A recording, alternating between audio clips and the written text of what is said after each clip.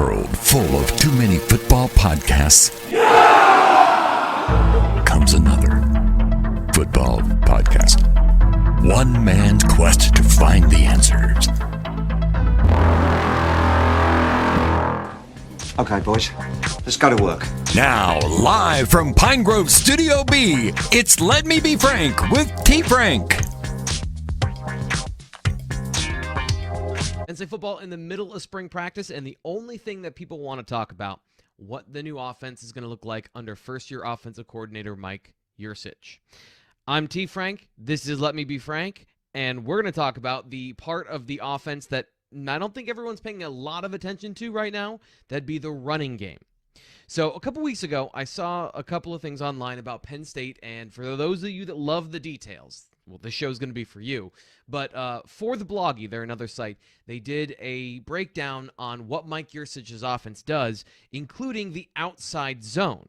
This is a run scheme that he's used throughout his career to great effect. And I'm a fan of the outside zone. If you want to check out more of the in-depth what the details of that means, you can go check them out. They did a great job.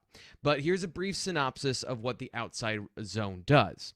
The outside zone essentially is what it sounds like. It's a zone blocking scheme. You don't have a man that you're accounting for. You have an area. And you typically see it as it looks like everyone's running to one side or the other. Now, I think that this creates a lot of good opportunities for the running game. First off, it's more of a perimeter run concept. Penn State, they do a lot of running between the tackles. Now, it's not just the movement. The actual aiming point of the outside zone is different than most of what Penn State does. Secondly, I think this allows Penn State to use more speed on the field at the running back position. Whenever you hear those guys in the one-cut system, this is what that is. That's the outside zone where the running back picks the aiming point, and whichever defensive lineman or linebacker screws up, that's where they hit. That's the gap they hit. And then finally, it allows them to make the defense make mistakes. And what that means is essentially, on defense, you're responsible for a gap in between offensive linemen. If you are constantly running to the right and running to the left and trying to maintain your responsibility, this allows for a lot of room for mess-ups. And that is where you get those big plays. So essentially what the outside zone does is it allows for the opportunity for big plays. Here's the difference. And this is why I haven't really talked about this until I talked to James Franklin last week. You know who ran outside zone before they got to Penn State? Former offensive coordinator Kirk Ciarrocca. And Penn State didn't run outside zone pretty much at all. So I asked James Franklin why that is, because at no point during the time that he's been at Penn State has Penn State run this offensive system to any high regard. They sprinkled it in last year, but they didn't really get into it. So I asked him why.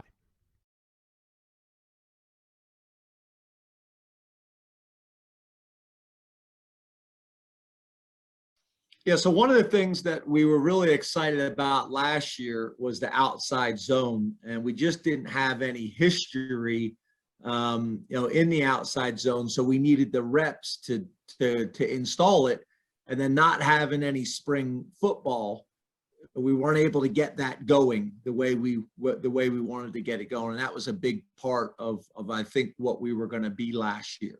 So we weren't able to do that, but I do think there's a place for the outside zone. So not that you need more examples of it, but that right there is one example of how 2020 changed the landscape for Penn State football last year. When you're trying to install a new offense and you don't have spring practice, this is why James Franklin talks about those things, why he repeats the fact that they didn't have spring ball and it affected their season. They were going to make a fundamental change to a part of their offense that was a part of Kirk Ciarrocca's offense, by the way. So, he's coming in with an incomplete system because he can't install the parts of it, so they install the parts that they're familiar with. Now, there's another part of why James Franklin wants to run the outside zone. Let him explain here. And for me, I always kind of look at it as the head coach, and to me, how can I not only put my offense in the best position to be successful, but how can I also give my defense the things that they need to see in practice that's going to allow them? Because if you don't run the outside zone as an offense and then you're trying to defend it, that's challenging. Now, this isn't the only time we've heard James Franklin talk about the fact that he wants to equip his defense to stop whatever that they're going to see. And this is a big change. And one of the reasons that they're implementing the outside zone, as you heard, is to stop it, because Ohio State has started running the outside zone. So this is a big change under Ryan Day. As part of their offensive system, they've started running outside zone quite a bit. In fact, if Penn State wants to win the Big Ten and eventually get onto a national championship, they need to beat the top teams in the Big Ten, East, and the West. And here are the three teams that run the outside zone the most at the moment: Ohio State, Minnesota — Kirk Shiraka came from there, by the way — and, to a certain extent, Wisconsin. So those are the big heavy hitters in the Big Ten. So you need to beat that, so you need to understand it. And if you're going to do that, if your offense is going to do it, you might as well utilize it. Now, in the end, I think it'll create more explosive plays for the offense. I think it'll create more explosive run plays, specifically for the offense. But it is a beneficial thing overall because of the changing landscape of what everyone else is doing. This is something you hear about in the NFL all the time, is you need to win your division in order to make the playoffs. It's the easiest way to make the playoffs. You win your division, then you have to beat the teams in your conference, and then you get on to the Super Bowl. And we'll talk about the Super Bowl in just a second, because that, to me, is also something that shed a light on the NFL and college football when it comes to how do you win on the offensive side of the ball. But for now, that's why outside zone is a big topic of conversation and should be more talked about, because I think based on what James said, they are going to be running more outside zone this year. They actually have a chance to install it this year, and it is something that's not going away. It's not a one-year thing. It's not a Kirk Shiraka thing. It's not a Mike Yurcich thing. It's a thing that's evolving around them in the Big Ten, and something that they need to be prepared for. This is another one of those things where when you look at your team, you need to be able to look at everything outside of your team and how everything is evolving, and you can stay current and you can stay competitive when you're building your football program. Now, about the Super Bowl. I think everyone took something away from the Super Bowl: Tom Brady and the Tampa Bay Buccaneers defeating Kansas City, which was the Chiefs were the dominant team. They were the storyline all year about how are you going to stop the Chiefs? How are you going to stop the Chiefs? Now, the injuries and the off-field stuff aside, Tampa Bay last year had one thing that most teams in the NFL do not. They have flexibility. James Franklin talked about that as well when he talked about his running game. The same way, getting into heavy sets, whether it's 22 personnel or 12 personnel or 21 personnel. And I think with our tight end unit, we had decided last year as well as this year that, those guys, we got to get them on the field because we're talented at that position and we were young and inexperienced at wide receiver. So, I think we have more flexibility than we've ever had. I think we're going to open the season with like 4 fullbacks, the quarterback under center, and the stadium's just going to go and just explode, and everybody's going to go crazy. But I do think we have a little bit more flexibility, and having this spring, I think has really helped us because again, last year we didn't have it. So really been able to maximize this spring, lay a foundation this spring, and then build on it in the fall, I think is going to be really important to us. But with the number of tight ends that we have, it creates flexibility. And then, obviously, everybody's going to run inside zone. Our gap schemes were probably our best last year. We want to continue to build on that. And then, being able to get into the perimeter, get into the perimeter running game stuff is important for us too. So, having a good mix of all those things. And see, to me, it's not about being able to play with 2 tight ends, and it's not about running the football. I think if you look at what Penn State can do, and you look at what happened in the Super Bowl, it's not that the Buccaneers ran the ball and they established the run and all those things. It's the fact that they could. The fact that their offensive line and their skill positions were good enough to do that. But then when they needed to, they could go 4 wide. They could bring Gronk into the slot. Antonio Brown plays on the field. And you still have Mike Evans and Chris Godwin. So you're able to do a lot of different things within that system because they had built up such a rich talent base on the offensive side of the ball. Most teams have to choose. You have limited resources. Now, in college football, it's a little bit different because you potentially don't need to have limited resources. You can have as many good players on the field as you can recruit at one time. The difference is time, physically. They are not professionals. These kids are going to class. There's a limited amount of time to learn. There's a limited amount of time to practice. So what are you going to choose to hang your hat on? Because you can't learn everything. Even an NFL team, they can't do everything. They need to be able to learn the specific things to do very well, and then you can go from there. Now, this is where veteran teams come into play, because if you have a veteran team that's established the baseline, you have veteran offensive line, veteran quarterback, you can then build upon that, and you can do more things. That's why when you play freshmen, when you play young players, rookies in the NFL, like that's the unknown. That's how much can they mentally process, because the physical side, you can see immediately. Like if you're scouting for the NFL draft, you can see the physical side immediately. But it's about the mental process. What can they handle on the mental side of things so they don't make mistakes when they're executing the play? And I think, again, this is just personally, I think this is one of the reasons why James Franklin has really been specifically about a couple of different offensive schemes, where you're going to run power or gap schemes, you're going to run your inside zone, and we'll get to that more in a moment. But you want to be very good at those things. You want to take a couple of things and be excellent at them, and then when you recruit talent that can just win, that's a winning formula. Because you're always cycling through talent, you're always playing younger players. You can't guarantee until you're at a certain threshold that you can do all of these things, because you're always having to replace the talent on your roster. So you want to have a system in place that most players know from year to year. This is with any system, but I think in college football it's a little more acute, because you only have kids for 5 years. Now, maybe 6 with the COVID year, but this is where you are.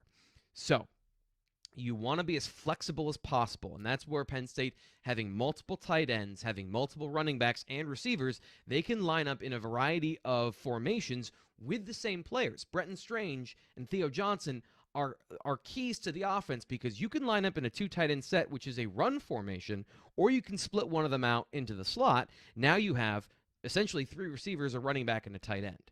That's that flexibility. That's that multiplicity that you can line up in any situation and execute whatever play you need to.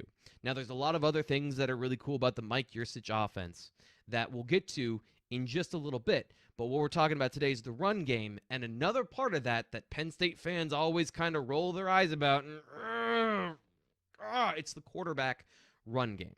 Now, the reason James Franklin said everyone's going to run inside zone is because predominantly when you're running read option, which is where the quarterback is deciding whether or not he's going to keep the ball or he's going to give it to the running back, that's predominantly run on inside zone. Now, Penn State actually runs it a lot on gap schemes, which he was talking about, and power schemes, which they are good at. That is one of the things that they've done very well with the offensive linemen that they've recruited. So inside zone, essentially, it's like what we talked about with outside zone, where it's you're blocking a responsibility, not a person. And the end person on the line of scrimmage, typically in inside and outside zone, you don't block. You're running away from them. But the evolution of this, and this is going to be review for a lot of you, is that you don't block the defensive end or the end man on the line of scrimmage on the backside of the play. The quarterback then decides whether or not they're going to keep the ball based on that, or give it to the running back. That's why everyone runs the inside zone. Now, the important part about this that we're going to talk about is that James Franklin said we don't want to go crazy with it. Last year, these are the numbers. Penn State ran their quarterback more than any team but Army, according to PFF. They ran 134 times with the quarterback. Now, if you want to talk about, and not to review last season, but to me, the biggest reason that James Franklin and Penn State moved on from Kirk Ciarrocca is not that they were, it was a philosophical fit. And it's not just the passing game. It's not the vertical game. I think all of that meshed because Kirk Ciarrocca had a certain way of creating explosive plays that's just different than what Mike Yurcich does. Now, the difference being that in those critical situations, it was the conservativeness of Kirk Ciarrocca that caused a riff. And this is something that I asked James Franklin about before the final game of last season, about if he had to prod the offense to kind of be a little bit more aggressive. And again, it's not about play selection or going for it on fourth down. It's about what happened on third down. And while he didn't say it directly, these are the moments where there was a disconnect of how you're going to approach that third and medium play. What I'll usually do with Sean over the last couple of years, and now Will, is I'll try to give Sean a signal, that you got 2 right here, because I'm usually telling Kirk on the headset, hey, you got 2 downs right here to get the first. Because if he knows that before his third down call, then that allows him to maybe call it a little bit differently. But it's a fine line, because you don't also want to be running it on every 3rd and 5 or 3rd and 6. So it's a fine line. You don't want to become too conservative knowing that you have 4th down. So like I said, I think the philosophical fit was there as far as how to about wanting to generate explosive plays, because if you look at Minnesota, Kirk Ciarrocca was able to create explosive plays in the passing game. It was just different than what they're have attempted to do in the past and what they're going to attempt to do in the future.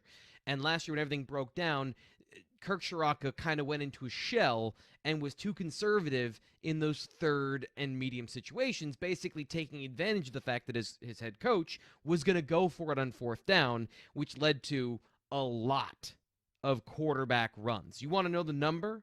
So according to PFF, if you combine Sean Clifford and Will Levis, Penn State ran the ball with the quarterback 134 times. The only team that had more than that was Army.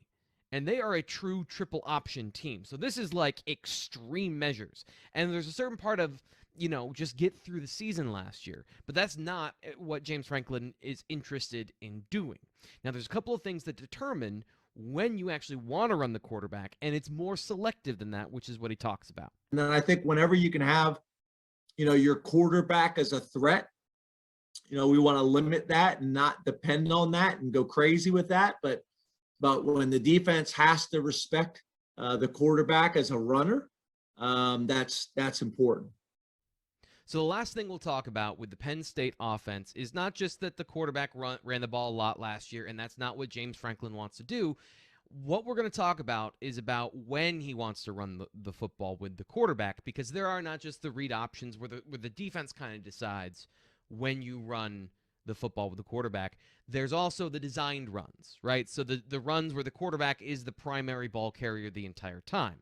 Now those, and this is going to kind of lead into the important part about the quarterback and passing and Mike Yurcich's offense, which we'll get to later, but it's box count.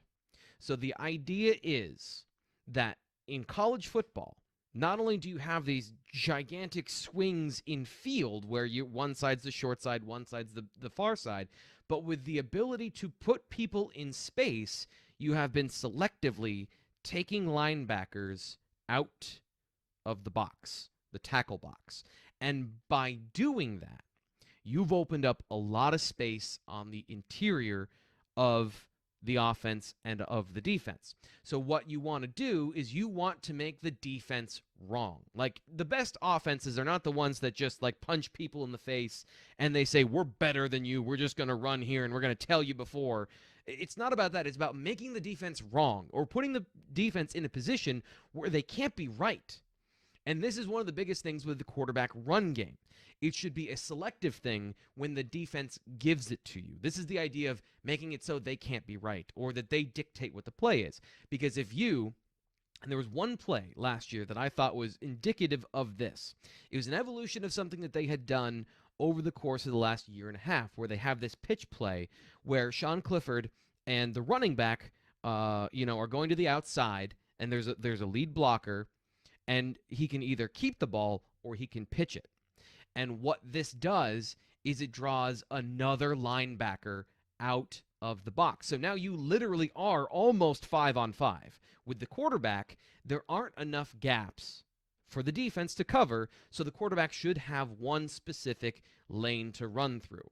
And it was a great fake. They faked out the pitch. There was a big open gap where the quarterback ran the ball. Sean Clifford got a touchdown. I believe it was in the Michigan State game. Those are the situations that you want to be in when you are the offense. You're dictating the terms, but the only way you do that, the only way you can do that exact thing is if you're good at passing the football, is if you are a legitimate threat at any point with any personnel to throw the football successfully down the field. And that's where a lot of things fell apart last year for Penn State. It wasn't just that Sean Clifford was inaccurate. It was the whole thing. The whole system fell apart. And when that fell apart, teams could crowd the box. You got more conservative. Then you see more quarterback runs because it was the one thing that was working, right? So everything else isn't working. What is working? Let's lean on that. That's how you got to where you were in 2020, and that's the opposite of where James Franklin and this offense is going to be in 2021. Now, the passing attack, that's a different story. We'll talk about that more. This is Let Me Be Frank. So thanks for watching, and hopefully you learned something. Hopefully you learned something about Penn State football. If you're into that sort of thing, and I kind of figure if you're at this point you are, make sure that you follow along. You do all the things that you've heard every other person who's at every other podcast ask you to do. You know, like, subscribe, all that nonsense, and we'll keep this train running.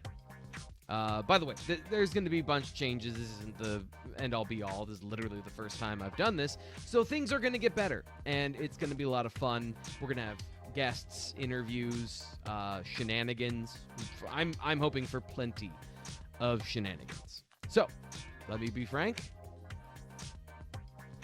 I don't really know how to end this. So bye.